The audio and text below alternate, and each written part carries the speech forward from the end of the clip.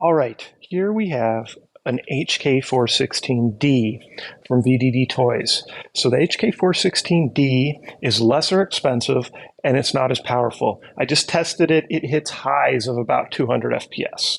So not as strong as the M4A1s, but that makes it ideal for me to customize and give away because I'm trying to stay at that 200 FPS threshold and I want to make some new cool blasters for you guys to have. So this is kind of the build plan. So for those of you who like to see kind of the process, like to see the inside of these blasters, you're going to see that right now, and I'll talk a little bit about what I plan on doing. First off, this one typically comes to you in one big piece, right? This is screwed to here. It's already, you can't take the barrel off easily. So obviously I had to take it apart first. So there's just a lot of screws here. And then this barrel is actually two pieces like this that slide off, okay? So you just slide them off like so, and then that's what that barrel is, okay? So that's how that barrel works. There's a little weight in there too, just to give it some extra weight. All right, and then when you look at the actual blaster and how it connects, I already started to modify it. There's a little piece right here that pops up. So I've cut that off and started to sand it because I know what I want to do with it, which I'll talk about in a minute. Now, when it comes to the gearbox, so the dust jacket here, this doesn't even flip open on this one. Of course, this button is static here as well. So you're just going to take off a lot of screws. So you got your screws here for your handle, of course, and then all these other screws. All right, so very easy to take apart. You just need a screwdriver and open it up.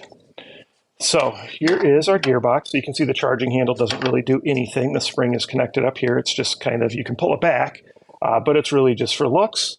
And now we can see the gearbox. So you don't have a nice nylon gearbox. You got the white plastic gearbox. That's not necessarily bad. It's just not as durable and strong and as easy to upgrade as the nylon ones, right? You can see the T-piece here is a little different on these. This is more the straight down one, kind of like we see in the Gen 9s or the Cyma style blasters.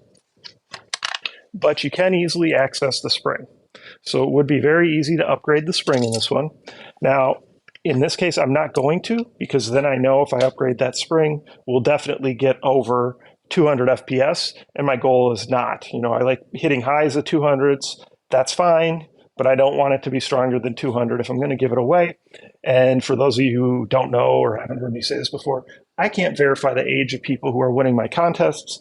And so anything over 200, I feel like should kind of be restricted. So if we stay under 200 FPS, I feel comfortable giving it away to anyone. All right, so you can see they do give you a nice metal barrel. So they do give you that, which I do, probably does help with the performance of the blaster. We can see the motor here. And then, of course, your terminals and your battery plug. All right, so this has a different style buffer tube, how this kind of just slides down and locks in. You can see I've already started to modify that. I basically cut it off partly, and I put a threaded tip on here instead. I put a nice long one for a couple reasons. All I'm going to do is I'll make a shorter threaded barrel, so it's not going to really be any longer when you use a stock on it. But my plan is to go ahead and recess in a little auxiliary port right here. So there'll be a little auxiliary plug right here. So if you wanted to, you could plug in a battery, and I'm putting a battery box riser that will go on top. So that way, if you want to use it without the stock, you'll be able to push this harness back in. There'll be plenty of room for it to go in here. And then we'll put like a little, I'll make a little screw-on cap that screws on there and plugs that. So then you could go ahead and use it without the stock as well, which is just kind of a cool option. I like to give you guys different cool options that you can do with these. When it comes to the barrel, I'm going to go ahead with an M4A1 style barrel. You could, like I mentioned, I already kind of cut this here and sanded it. It fits on there really tight. I'm probably going to sand it down a little bit more. I do want to make it removable, but since this barrel isn't removable, it's not a big benefit to be able to take this off like when I ship it, because you still have this long barrel. So you'll still be able to unscrew it and remove it. Like I probably won't glue it because I don't think I'm going to need to if I make it fit tight enough and just use the screws. So that'll fit on there. And you can see the tip is just going to stick out, which is actually good. And then I'll put the special M4A1 threaded tip that fits over the top of this. And that way The metal barrel will be all the way into the threads, which I think is ideal. And you can use different threaded suppressors, fake silencers, flash hiders, muzzles, whatever you want to call them. So that is my plan with this one. This will be really nice and easy to paint because there's not really anything I have to remove. It does look like the door can be taken off. Well, just not easily. So I'll probably just leave it on there, to be honest, and paint it, because it looks like to pop it off is more likely to be more work than it's worth. And then this you can't even screw off, it's glued in. So that'll just all get painted nicely one color. Probably leave the charging handle black, leave this handle black, so we'll have some black involved there as well. Probably leave this piece black, I'm not sure. We'll see what I end up doing when it comes to painting that. I'm not quite sure on the colors. Thinking of going desert sand. However, I'll probably end up painting this as well, just so that it's all the same matching desert sand color.